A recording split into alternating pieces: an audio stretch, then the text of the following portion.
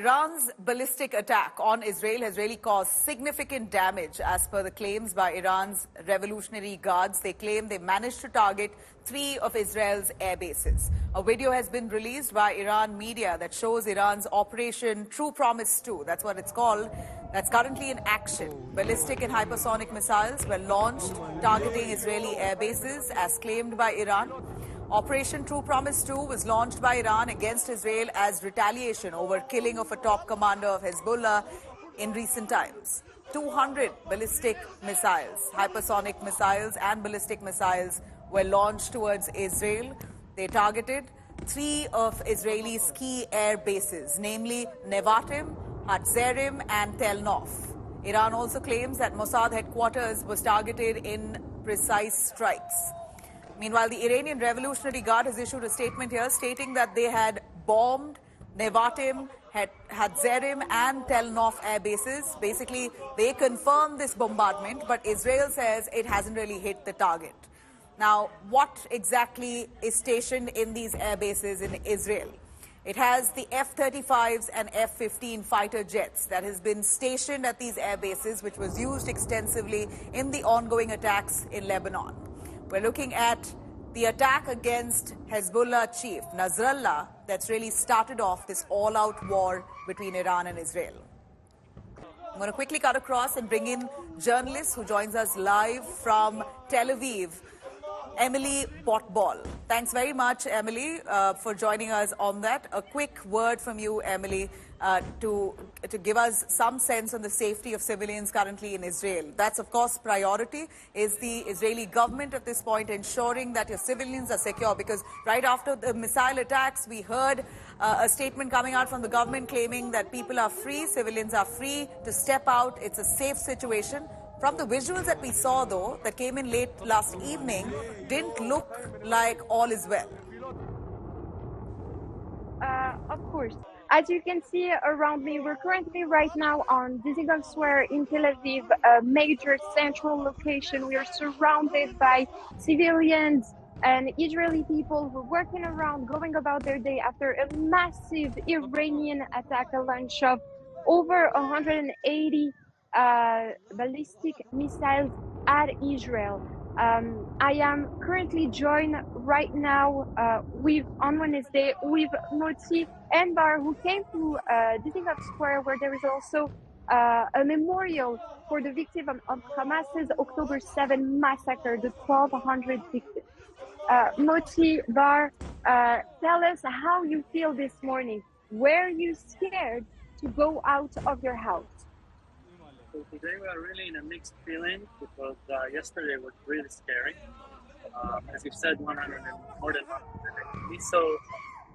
We didn't know if it will end or if we're starting to open more. Shelters and really scary yesterday. We heard a lot of booming. I was really scared. How was it in your shelter? How many people were there? And how do you keep morale up when you have that many missiles launched at yourself? So we went to the shelter with all the neighbors together, and we were trying to find out what's happening on the mobile, and we were talking together to keep really the morale up. But it was really, my shelter was really packed with people, and it was really hot, and it wasn't really a pleasant thing to be. The stress, of course, is you can feel it.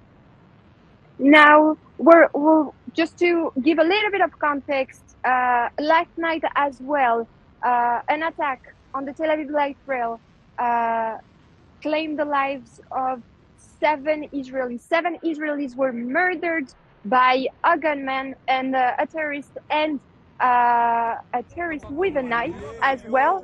The terrorist onboarded the light rail and then went out on Sderot Yerushalayim in Tel Aviv Yafo and continued their attack. We are just now getting the identity of the victims. Now, will you be taking public transportation? Never. No. Me, no. But I don't live here also. I live in Miami. So for me, it's really scary. I won't. For me, I think I will. We have to keep living. We have to keep our life running. We have to go to work. But still, we are a bit more suspicious. We are a bit more cautious about the surroundings. And it was a really shocking experience that happened. Thank you so much. Thank you, Thank guys. you. Thank you. Right now, we are considering a possible retaliation. We have reports from Axios that are quoting Israeli officials saying a retaliation could potentially target oil production facilities inside Iran. And if Iran were to respond to that, we could see targeting of nuclear sites as well. As of this morning, around 50 rockets were fired at northern Israel. We are still very much in the midst of this escalation. We know that while Iran has closed off its airspace, would you be able to elaborate for us, Emily, that Israel has now decided to open up its airspace? Is there rush from the country for people to exit? Is there any kind of worry and concern that prevails among the civilians there who want to right now step out of the country because of the escalating tension? I do believe that at least, if not Israeli people, I have met a few people this morning, tourists that have been stuck due to the closed airspace and most importantly, but also very ongoing non-stop cancellation of airlines, and that are trying to find a plane ticket to go back to their own country. As of Israelis, I do believe that right now, as it is, we are in a period of high holidays. Israelis are trying to reunite with their families. I will not be surprised to see today, on the eve of the New Year, the Israeli New Year, Rosh Hashanah, many Israelis go from the centers to surrounding areas to reunite with their family for the holiday. But I have not heard so far of, me personally, any rush to the airport. I think Israelis are very much continuing as it is for right now.